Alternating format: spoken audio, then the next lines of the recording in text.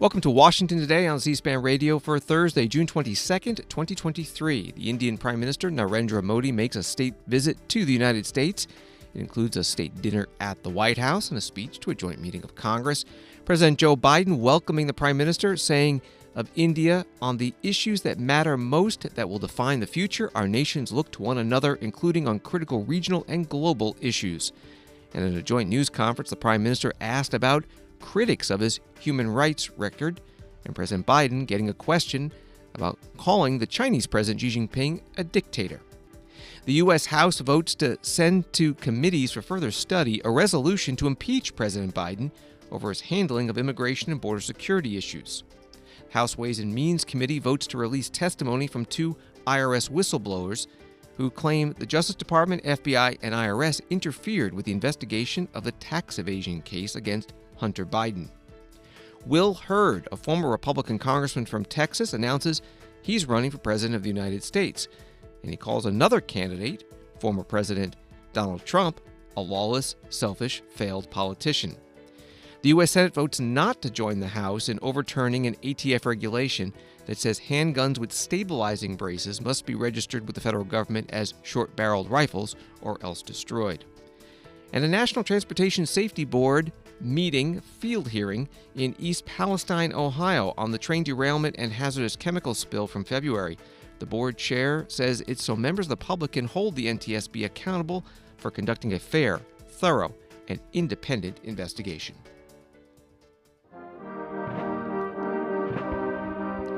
The national anthem of the Republic of India played during the arrival ceremony on the White House South Lawn for the Prime Minister of India, Narendra Modi. 7,000 guests at that ceremony with some chanting, Modi, Modi, also a 21-gun salute, and the U.S. Army's Old Guard Fife and Drum Corps and their bright red Revolutionary War uniforms, tri-corner hats, and white wigs. There was also a musical performance from a modern group out of the University of Pennsylvania, Pen Masala. Standing on the steps leading into the White House, it bills itself as the world's first and premier South Asian a cappella group specializing in the fusion of Bollywood and pop culture music. The Washington Post reports that the Indian Prime Minister is making a state visit featuring both fanfare and substance, highlighting the growing importance of the U.S.-India relationship at a time of geopolitical turmoil. And also, White House aides say the packed schedule, including a long list of expected agreements on issues including technology, trade, and defense, reflects India's increasingly prominent role in global affairs and Washington's desire to boost ties with the world's most populous nation, in part as a bulwark against China. That from the Washington Post. After the arrival and remarks by President Biden and the Prime Minister, the two had a meeting in the Oval Office and then a joint news conference in the White House East Room. President Biden talking about what this visit means. Our economic relationship is booming. Trade between our countries has almost doubled over the past decade to more than $191 billion, supporting tens of thousands of good jobs in both India and the United States. Add to that, 1 million American jobs across 44 states will be supported by the purchase of more than 200 American-made Boeing aircraft by that Air India is announcing earlier this year. And with this visit, Indian firms are announcing more than $2 billion in new investments in manufacturing, solar in Colorado, steel in Ohio, and optic fiber in South Carolina, and much more. Further proof that America's manufacturing is back. We're expanding educational exchanges for our students, building on the record 125,000 student visas for Indians to study in the United States we issued last year, and opening new consulates that's going to make it easier for our people to travel, work, and collaborate together. On the issues that matter most and that will define the future, our nations look to one another, including on critical regional and global issues. And today, we also talked about our shared efforts to mitigate the humanitarian tragedies unleashed by Russia's brutal war in Ukraine and to defend the core principles of the UN Charter's sovereignty and territorial integrity. We discussed our work through the Quad and how India and the United States together with Australia and Japan, can ensure the vital Indo-Pacific region remains free, open, prosperous, and secure. Through our new I2U2 grouping with Israel and the UAE, we're building regional connections to the Middle East and spurring science-based solutions to global challenges like food security and clean energy. And this year, under India's leadership of the G20, we're putting sustainable development at the center of the agenda. We're delivering meaningful action on low and middle-income nations, including multilateral development bank reform, debt relief, and building resilient and equitable health systems. The bottom line is simple. We want people everywhere to have the opportunity to live in dignity. President Biden in the White House East Room, part of a joint news conference with the visiting Prime Minister of India, Narendra Modi. The first question to the two leaders from a reporter covered two topics.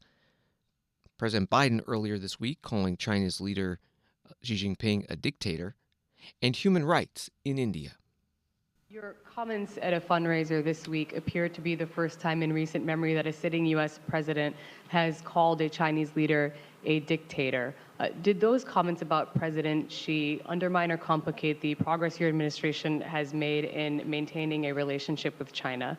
And secondly, on India, as you raise these broader issues of human rights and democracy, what is your message to those, including some members of your own party, who say that your administration is overlooking the targeting of religious minorities and crackdown on dissent in Prime Minister Modi's country? The answer to your first question is no.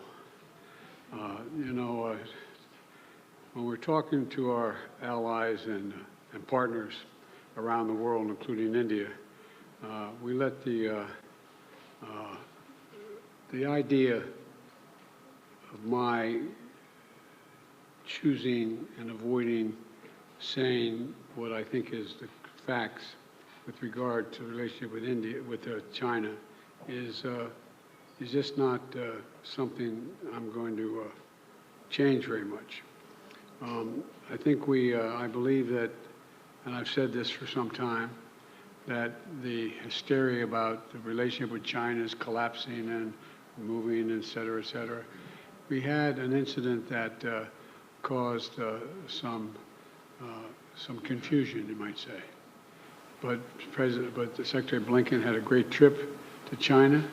I expect to be meeting with President Xi sometime in the future, in the near term, and I don't think it's had any real consequence. And what was your second question? So as you raise these broader issues of human rights and democracy, what is your message to those, including some members of your own party, who believe that your administration is overlooking the targeting of religious minorities and a crackdown on dissent in India? Well, look, the Prime Minister and I had a good discussion about democratic values, and that's the nature of our relationship. We're straightforward with each other, and we respect each other.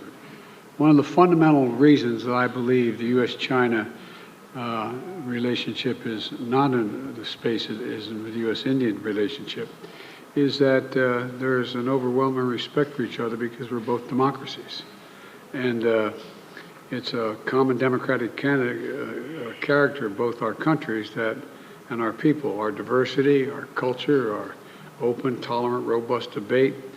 And I believe that we believe in the dignity of every citizen. And it is in America's DNA, and I believe in India's DNA, that the whole world has a stake in our success, both of us, in maintaining our democracies, makes us appealing partners, and enables us to expand democratic institutions around the world. And I believe this, and I still believe this. Mr. Prime Minister, India has long prided itself as the world's largest democracy, but there are many human rights groups who say that your government has discriminated against religious minorities and sought to silence its critics. As you stand here in the East Room of the White House, where so many world leaders have made commitments to protecting democracy, what steps are you and your government willing to take to improve the rights of Muslims and other minorities in your country and to uphold free speech? I'm actually really surprised that people say so and so. People don't say it. Indeed, India is a democracy. And as President Biden also mentioned, India and America, both countries, democracy is in our DNA. Democracy is our spirit. Democracy runs in our veins. We live democracy. And our ancestors have actually put words to this concept, and that is in the form of our Constitution. Our government has taken the basic principles of democracy, and on that basis, our Constitution is made, and the entire country runs on that. Our Constitution and our government, we have always proved that democracy can deliver. And when I say deliver, this is regardless of caste, creed, religion, gender. There's absolutely no space for discrimination. And when you talk of democracy, if there are no human values and there is no humanity, there are no human rights, then it's not a democracy. And that is why when you say democracy and you accept democracy, and when we live democracy, then there is absolutely no space for discrimination. And that is why India believes in moving ahead with everybody we trust and with everybody's efforts. These are our foundation principles, which are the basis of how we operate, how we live our lives. In India, the benefits that are provided by the government is accessible to all. Whoever deserves those benefits is available to everybody. And that is why in India's democratic values, there is absolutely no discrimination, neither on basis of caste, creed, or age, or any kind of geographic location. Indian Prime Minister Narendra Modi through an interpreter, and President Joe Biden at a joint news conference at the White House. Associated Press writes about this news conference. It's a rare occurrence for the Indian Prime Minister, who avoids unscripted moments and has presided over a steady decline in press freedom in his country. The news conference was more limited than the kind the U.S. presidents usually hold with foreign leaders, but even that wasn't easy to arrange with Modi. Indian officials agreed to the event only the day before, according to a person familiar with the matter who requested anonymity to discuss the sensitive negotiations. That was from Associated Press. Later in the afternoon, the Prime Minister traveling to Capitol Hill to address a joint meeting of Congress in the House chamber, and he talked about relations with China and also talked about U.S.-Indian economic ties. We start with relations with China. The dark clouds of coercion and confrontation are casting their shadow in the Indo-Pacific. The stability of the region has become one of the central concerns of our partnership. We share a vision of a free, open, and inclusive Indo-Pacific.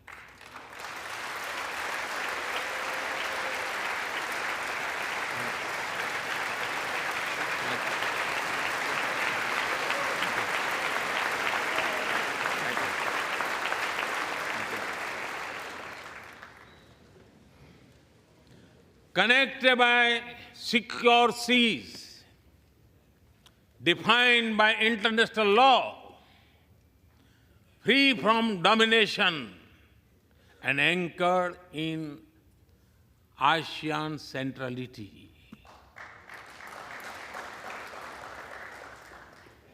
A region where all nations, small and large, are free and fearless in their choices, where progress is not suffocated by an impossible burdens of debt.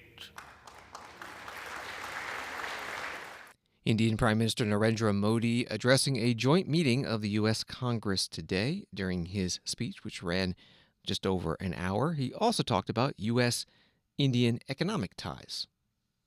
When I speak about India's approach to the world, The United States occupy a special place. I know. Our relations are of great importance to all of you.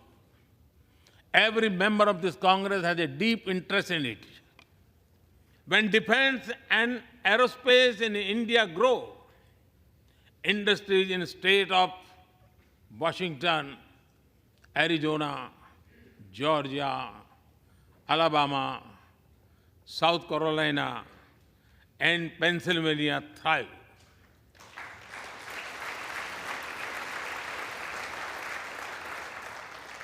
When American companies grow, their research and development centers in India thrive.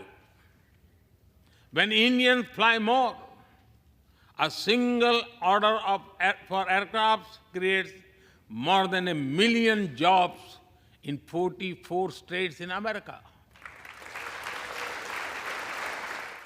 Indian Prime Minister Narendra Modi addressing a joint meeting of the U.S. Congress today. During his state visit to the United States, he's also meeting with members of the Indian American community. He says today that there are 4 million in that group, including the Vice President of the United States, Kamala Harris, who he mentioned during his speech to Congress today. And the Prime Minister also meeting with the U.S. business community. And tonight, there's a state dinner at the White House. This is Washington Today. A story from the Wall Street Journal. A Russian court upheld the extended detention of Evan Gershkovich, the Wall Street Journal reporter deemed by the U.S. to be wrongfully held, ordering that he remain in Moscow's prison until at least August 30th. Gershkovich, smiling briefly and wearing a dark T-shirt and jeans, appeared in the courtroom inside a transparent box. He's being held on an allegation of espionage that he, the Wall Street Journal, and the U.S. government vehemently deny. That reporting from the Journal.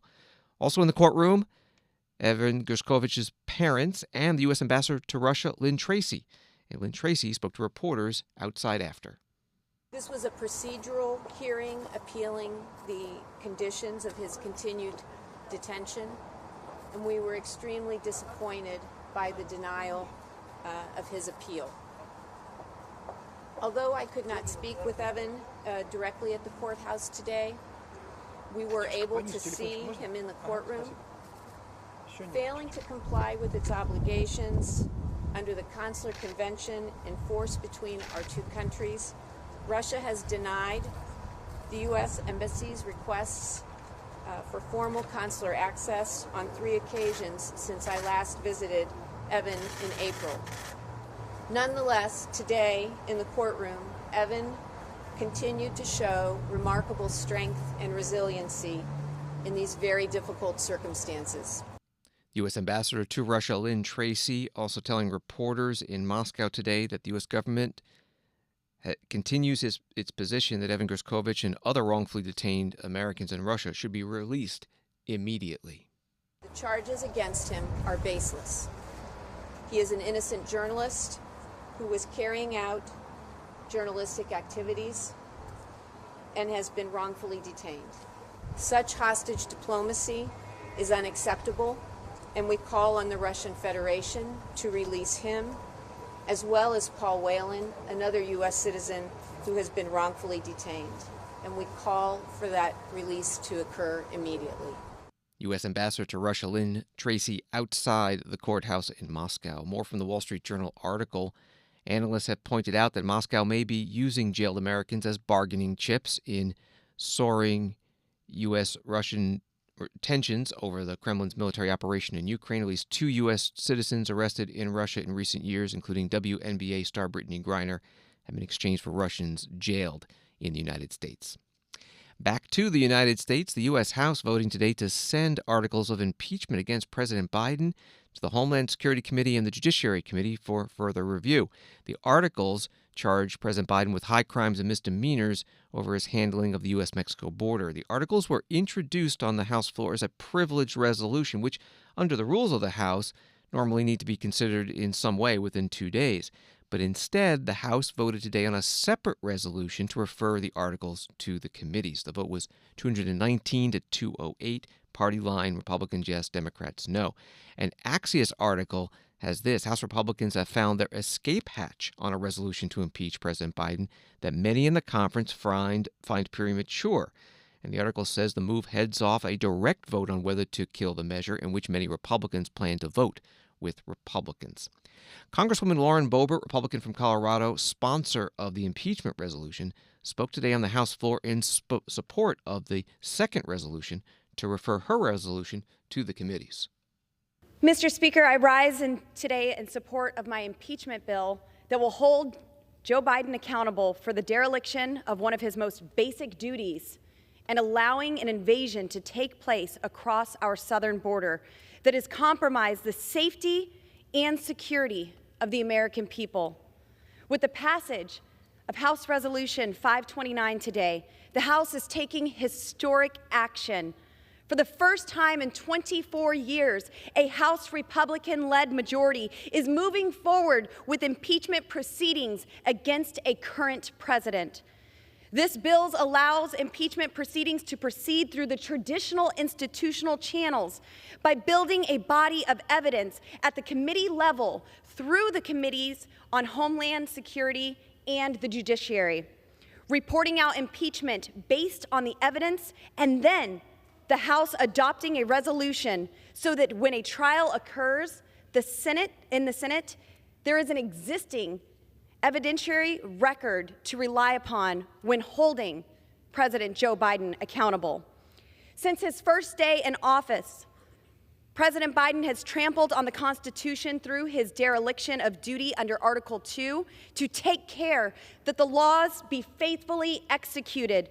Instead of enforcing our immigration laws, he has lawlessly ignored them and released more than 2 million illegal aliens into the interior of the United States without any enforcement mechanism to ensure that they appear in immigration court.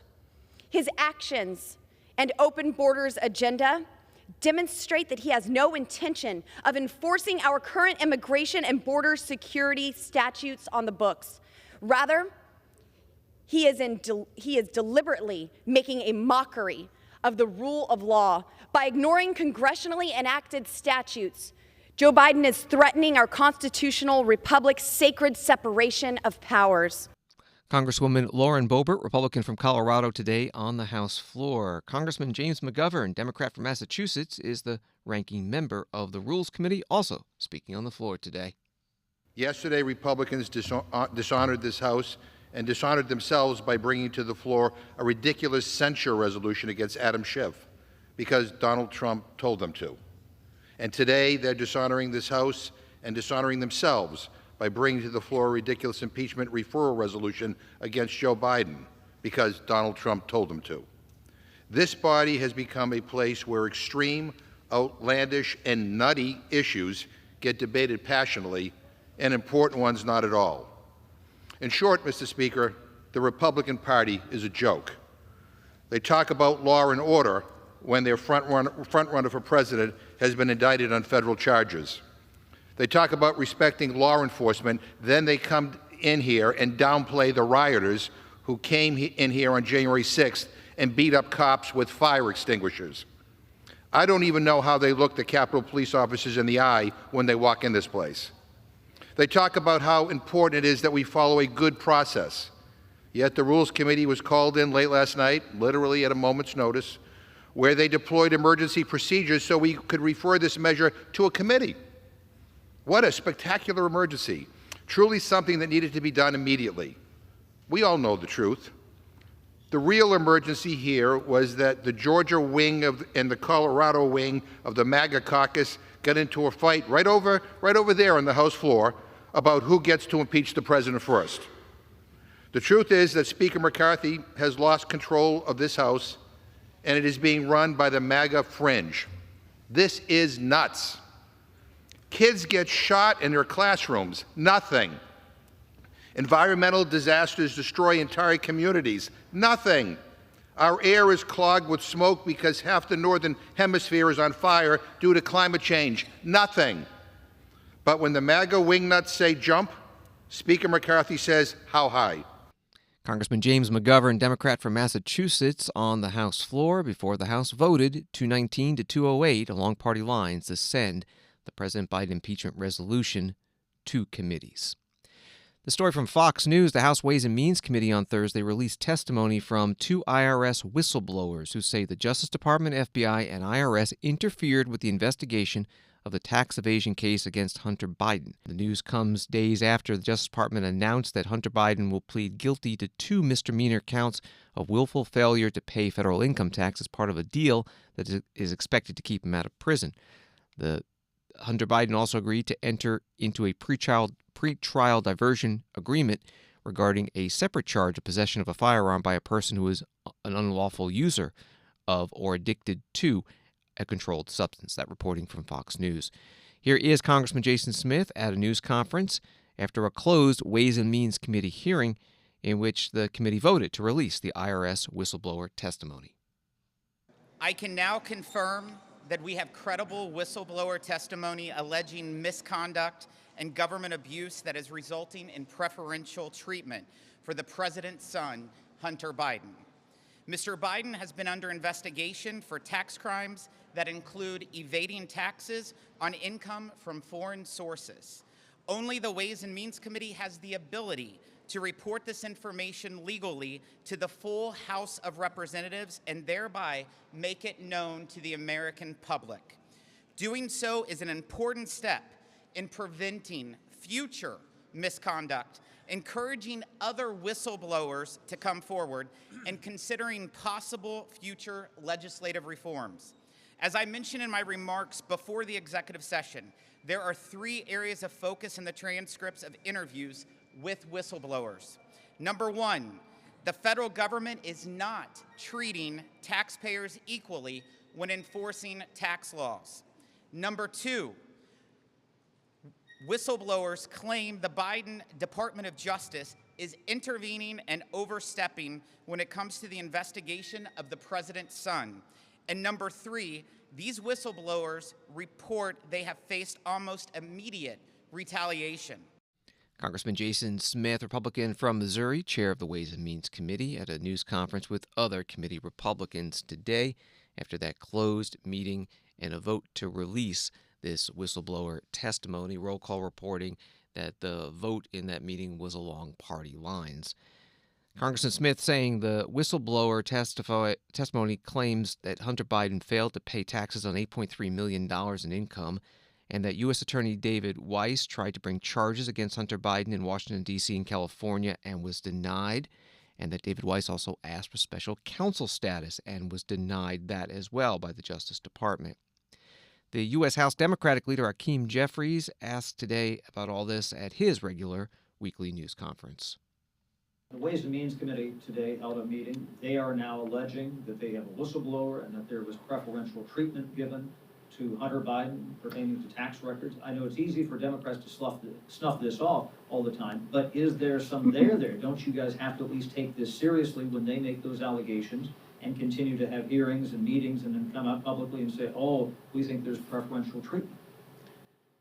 These are not serious people on the Republican side of the aisle at this particular point in time. They're not addressing any issues that are of relevance to the American people in terms of fighting to lower costs or create better paying jobs or supporting an economy that works for everyday Americans. In fact, even if that's not there, they think that. Who does? There are some public polling that says that they don't trust the DOJ and they don't trust what's going on when it comes to these prosecutions. Yeah, I'm unfamiliar with the polling that you're making reference to, but you know, listen, it's not a serious undertaking that yesterday you censure the former chair of the House Intelligence Committee. Today you want to impeach President Joe Biden without a scintilla of evidence of wrongdoing. And tomorrow you perhaps want to defund the Department of Justice and the FBI based on some conspiracy theory that has largely been put into the public domain by the insurrectionist in chief, the former twice impeached president of the United States of America. So no, this is not serious. Period. Full stop. The House Minority Leader Hakeem Jeffries, Democrat from New York, at a news conference today. An article from Business Insider reads that House Republicans are moving to effectively strip security clearances from any intelligence or defense official who signed onto an October 2020 statement that raised the question of whether the release of Hunter Biden's emails was part of a Russian disinformation campaign. Republicans on the House Appropriations Defense Subcommittee proposed prohibiting any funding to grant, renew, or maintain a security clearance for any official that signed the October 2020 statement as part of a much larger bill funding U.S. defense. Former Republican Congressman Will Hurd today announcing he is running for president in 2024. Will Hurd is 45 years old, a former CIA officer, served in the U.S. House 3 terms, beginning in 2015 until he decided not to seek re-election in 2020. In a video, he takes direct aim at the leading candidate in the Republican presidential field, according to all polls, former President Donald Trump. The soul of our country is under attack. Our enemies plot, create chaos, and threaten the American dream. At home, illegal immigration and fentanyl stream into our country. Inflation, still out of control. Crime and homelessness, growing in our cities, and liberals do nothing. President Biden can't solve these problems or won't. And if we nominate a lawless, selfish, failed politician like Donald Trump, who lost the House, the Senate, and the White House, we all know Joe Biden will win again. Republicans deserve better. America deserves better. It's common sense. Common sense says we're better together. I know it. You know it. There's more that unites us than divides us. And America needs common sense during these complicated times. I'm Will Hurd, and for the past 20 years, I've been on the front lines of the most pressing fights facing our nation. I hunted down terrorists in the Middle East after 9/11. In Congress, I fought to lower taxes, secure our border, and provide more opportunities for the middle class. I've worked at the highest levels of business to harness technology and innovation for the future of America. These experiences have shown me that this moment, that this election has never mattered more. That's why I'm running for the Republican nomination for President of the United States. I envision an America where the economy thrives because we harness technologies like artificial intelligence to grow American jobs, not unemployment. An America where every child, regardless of location or age, has access to a safe, world-class education. An America that acknowledges science, addresses mental health, and is inclusive and understanding. It's not a given that this vision for America will happen, but it can if we focus on our timeless principles and limitless potential, not self-interested politics. As president, I'll put our American security and prosperity first, and I'll give us the common sense leadership America so desperately needs. I'm Will Hurd, I'm running for president, and I approve this message. That video posted by former Congressman and now Republican presidential candidate Will Hurd. A USA Today article quoting Caroline Levitt, a spokesperson for Make America Great Again Incorporated. Let's be honest, never Trumper Will Hurd wouldn't even consider getting in this race if Ron DeSantis' campaign wasn't in total freefall. Will Hurd's entry means nothing for President Trump's standing, but means everything for Ron DeSantis, further underscoring how far Ron's star has fallen. And they also quote Democratic National Committee Chair Jamie Harrison. Will Hurd spent his career in Congress in lockstep with Donald Trump's extreme MAGA agenda.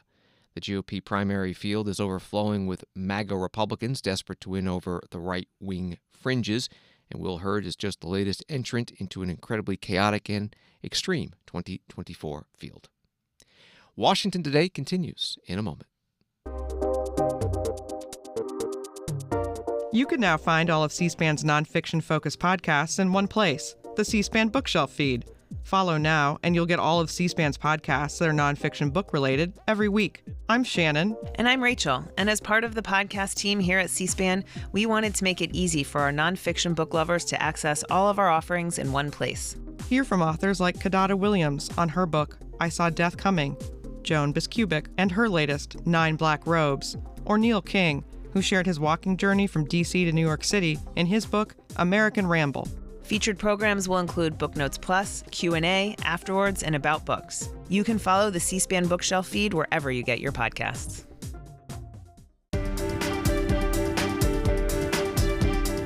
Welcome back to Washington Today, which you can get as a podcast wherever you get your podcasts and on the free C-SPAN Now mobile app. A few more headlines. Republican Congressman George Santos of New York, his father and aunt guaranteed his bail in his criminal case, according to court documents unsealed today. News organizations have petitioned the judge for that information. The judge writing, "It appears defendants' continued attempts to shield the identity of his suretors, notwithstanding the fact that he is aware their identities are not controversial, has simply created hysteria over what is, in actuality, a non-issue." And the clerk of the House, Cheryl Johnson, announcing she'll be resigning at the end of this month. She has served since 2019. Senate today voting not to join the House in repealing the ATF's pistol brace rule, finalized in January, that says any stabilizing brace attached to a pistol with a barrel less than 16 inches must be registered as a short-barreled rifle under the 1968 Gun Control Act. The bill to overturn the rule was defeated in the Senate 49 to 50 in a party line vote. Republicans voting yes, Democrats voting no. The one senator not voting, Democrat Chris Coons of Delaware. The Senate floor debate before the vote. Here's a sponsor of the bill, Republican John Kennedy of Louisiana. If the ATF pulls this off, this is what they can do. This is what you have to do if you own a pistol brace and you use it with your handgun, handicapped or otherwise. You got to register it within 120 days with the ATF. You got to destroy the pistol brace. You've got to dismantle the pistol brace, or you've got to surrender your pistol to the ATF, or you have to destroy your pistol. And violations, if you don't do what the ATF says, violations of these two federal statutes are punishable by 5 to 10 years in prison and fines of up to $250,000. Stupidity should hurt more. Unless you self-identify as an idiot, you can see what's going on here. The American people may be poorer under President Biden, but they're not stupid. The ATF is trying to keep Americans from owning pistols, and/or they're trying to keep Americans from owning pistol braces, and/or they're trying to use this rule to start an extensive national gun registry. And the ATF rule is just a backdoor way to subject pistols to more smothering regulations. Senator John Kennedy, Republican from Louisiana, on the Senate floor, opposing this bill to block the ATF rule on pistol braces. Senator Chris Murphy, Democrat from Connecticut. The opponents of this rule will tell you that it's an unconstitutional gun grab. They're not likely to tell you that it's just law enforcement doing their job and enforcing a law Congress made almost a century ago. The courts have upheld Congress's authority to regulate some firearms more stringently than others because they are especially dangerous or unusual, which is why there is no unrestricted right to own a machine gun or a sawed-off shotgun or a short-barreled rifle, no matter how it becomes a short-barreled rifle.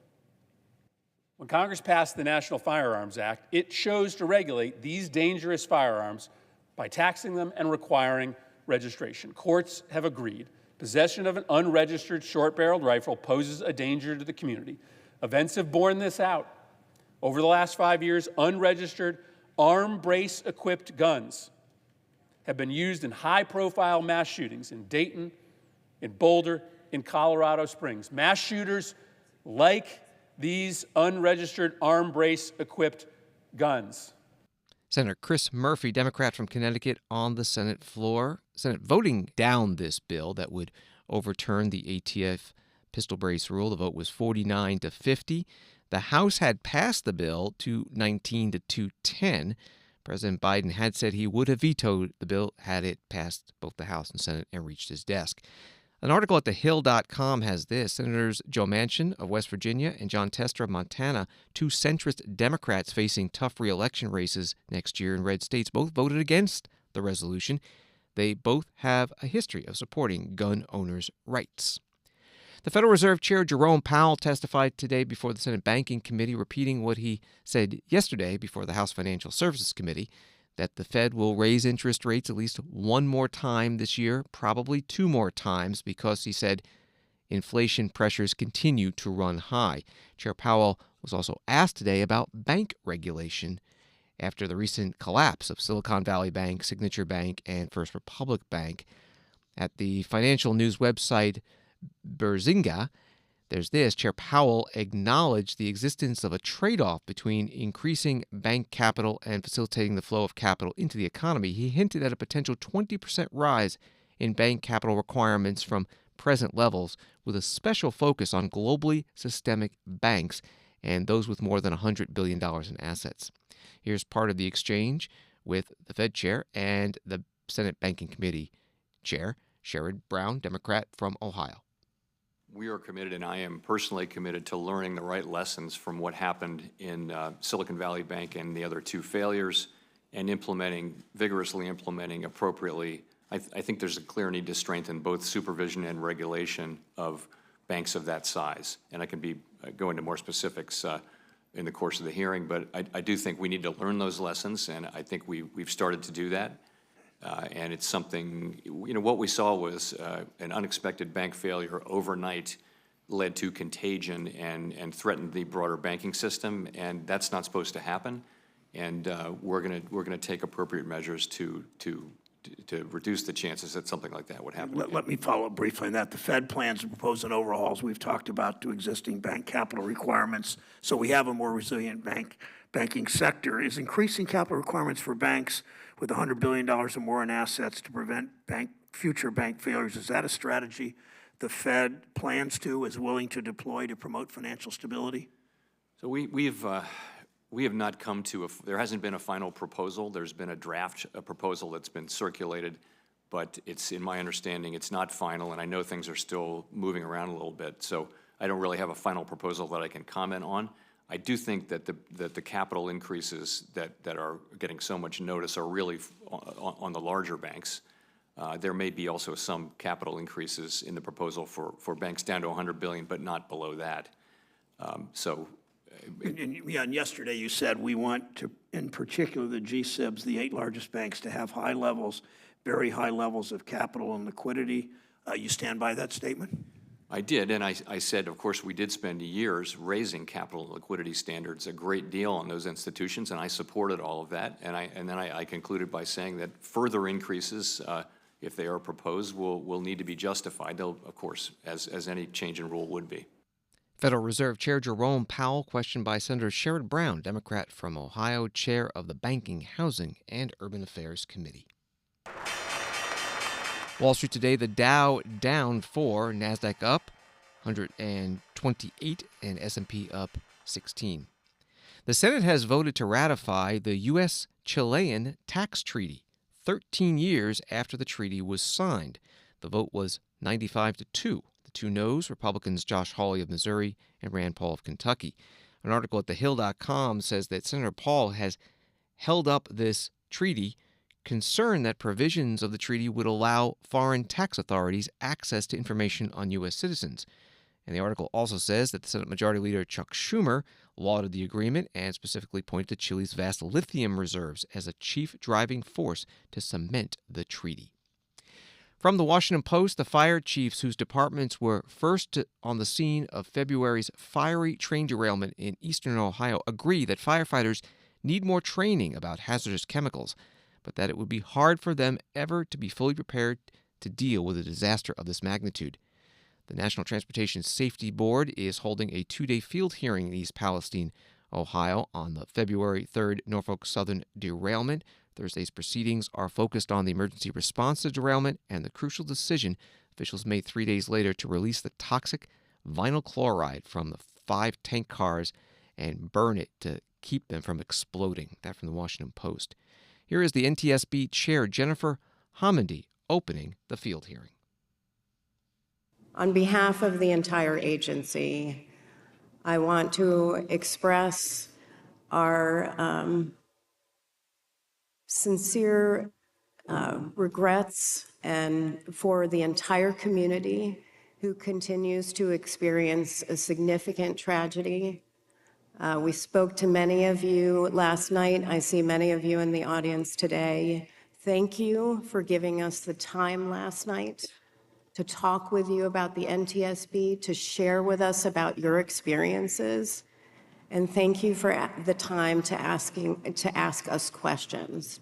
Just know that all of us think about you, not just during this hearing, not just during the investigation, but well after our final board report is issued, as we work very hard to get our recommendations implemented and improve safety and prevent a similar tragedy from occurring in the future. The information learned during this hearing will help us determine what went wrong on February 3rd. We'll then make safety recommendations to prevent similar derailments from ever happening again. And we'll advocate for our recommendations for as long as it takes. And I mean it. The NTSB fought for 50 years for positive train control. We'll never stop fighting for rail safety until there are zero derailments in U.S. communities, until there are zero hazmat releases from transportation disasters, until the day when no one else experiences what this community has. That is our mission. This hearing is an opportunity for the public to see part of the NTSB's investigative process. Normally, these proceedings take place at our headquarters in Washington, D.C. Instead, we're holding a rare field hearing here in East Palestine. We made that decision for one simple reason. The people most affected by this derailment deserve as much insight as possible. Community members deserve to see not just how we're investigating the derailment, but who is doing the work. The real public servants dedicated to finding its cause and advocating for change based on the lessons learned. They deserve to hear what we're learning about the derailment in real time. And they deserve accountability. Jennifer Homendy is the chair of the National Transportation Safety Board, the NTSB, at the agency's field hearing in East Palestine, Ohio, the first of 2 days of hearings on the Norfolk Southern train derailment. The Washington Post article on the hearing says that witnesses are being questioned by NTSB board members, agency staff, and representatives of 11 corporations, labor unions, and government bodies that are part of the investigation. The hearing is delving into four broad areas: the readiness of emergency crews to respond to the derailment, the decision to burn the vinyl chloride, the bearing failure and detector system, and the condition of the tank cars on the train. Thanks for listening to Washington Today. You can get more of Washington's top stories emailed to you every day by subscribing to C-SPAN's evening newsletter, Word for Word. Sign up at c-span.org/connect. Have a good night.